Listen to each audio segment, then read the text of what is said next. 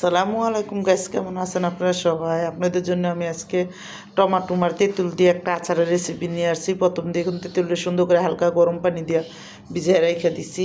আর এদিকে টমাটোমটি ধুইয়া কাটটা ভালো করে পুচা, তারপরে আমি কিন্তু কাটটা লাইছি। কাটটা এখন আমি একটু ব্লেন্ডার করবো।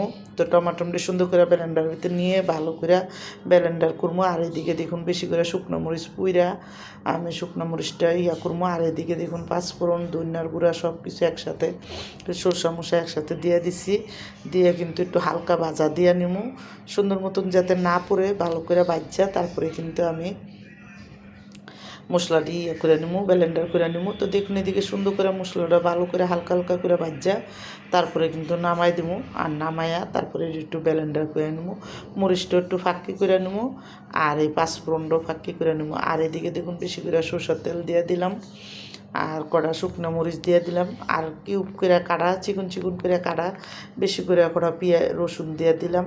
রসুনটি সুন্দর করে কাটটাই তেলের সাথে হালকা একটু লাড়া দিব, ভালো করে একটু রসুনটি তেলের সাথে ভালো করে গরম হওয়ার পর্যন্ত একটু ভাজা ভাজা হইব। তারপরে কিন্তু দেখুন আমি এই দিয়ে দিছি, তেঁতুলের ভালো করে হাত দিয়ে ডললা তেঁতুলটা সাইকা আমি নিয়ে নিছি, বিচিটি ফালাই দিছি। ফালাইয়া তারপরে দেখুন এদিকে দিয়ে দিছি, দিয়ে কিন্তু ভালো করে তেলের সাথে মিলাই দিলাম। মিলাইয়া এখন আমি এক এক করে মশলাটা দিয়ে দিব এখানে।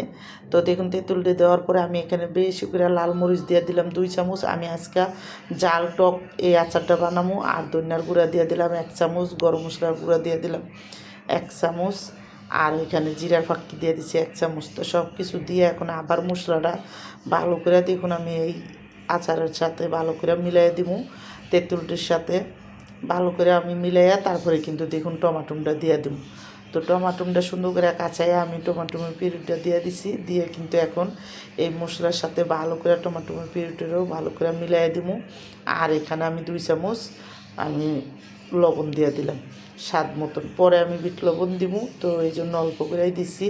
আর এখানে দেখুন বেশি করে আমি 1-1.5 কাপের মতন চিনি দিয়ে দিছি। লাগলে পরে দিমু, কিন্তু এখন 1 কাপ দিছি, পরে আরও আধা কাপ দিমু। তো দিয়ে কিন্তু সুন্দর করে লাড়াচাড়া দিয়া এখন এই আচারটা একটা চুলার আঁচ কমায় কমায় রান্না করবো। আর এখানে দেখুন শুকনো মরিচ দিয়ে দিছি, আর যে পাঁচফোড়নটা ফাঁকি করছি ওইটা দিয়ে দিছি। দিয়ে ভালো করে লাইরা সেরা সিরকা দিয়ে দেবো। তো আমার এই টমাটো আর তেঁতুলের আচারের রেসিপিটা যাদের পছন্দ তারা লাইক সাবস্ক্রাইব দিন, প্লিজ আমার ভিডিওটা বেশি বেশি শেয়ার করে দিন আর সাবস্ক্রাইব করে দিন। আর এইভাবে আচার বানায় খেয়ে দেখেন, অনেকই মজা লাগে।